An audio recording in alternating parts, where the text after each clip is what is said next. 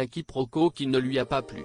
David Pujada a surpris les internautes ce samedi 15 juillet en faisant le tour des réseaux sociaux, à son insu. Le journaliste de la chaîne LCI avait eu de bonnes intentions en saluant le travail de l'une de ses chroniqueuses, Fanny Veil, qui quittait la chaîne ce 14 juillet et lui souhaitant bon vent pour la suite. Celle-ci lui avait répondu avec un Inch'Allah d'espoir. Le plan suivant montrant David Pujada stupéfait a fait le bonheur de Twitter qui a déduit de cette image que le journaliste avait été choqué de l'usage de la phrase en arabe par Fanny Veil. L'ancien présentateur du 20h de France 2 ne s'est pas fait prier pour répondre à ses détracteurs en montrant la totalité de la séquence via son compte Twitter, avec la légende suivante: « On fait parfois dire ce qu'on veut aux images mais… ».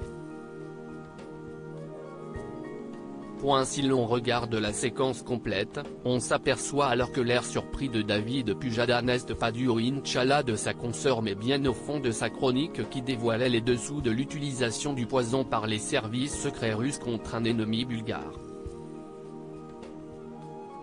David Pujada ne veut pas vieillir à l'antenne. Cette anecdote n'a en aucun cas déstabilisé celui qui a longtemps orchestré la grand-messe de l'info sur France 2, et qui officie aujourd'hui à la présentation de 24 heures Pujada sur LCI.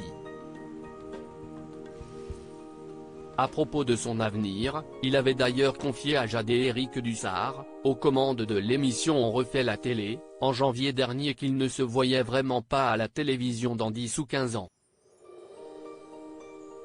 Et d'ajouter, toujours avec franchise, « En fait, quand j'ai quitté France Télé, pour moi, l'antenne, c'était terminé ». Mais si David Pujada a indiqué ne plus vouloir être devant les caméras à l'avenir à nos confrères de RTL, celui-ci n'a pas tiré un trait sur le monde de l'audiovisuel. Quand on a démarré notre société de production, avec son associé Mathilde Passinetti, NDLR, notre premier contrat, c'était avec LCI et LCI me voulait moi à l'antenne. Et puis, de fil en aiguille, j'y ai pris goût et me voilà encore là 5 ou 6 ans après. Mais, aujourd'hui, je me considère tout d'abord comme un producteur.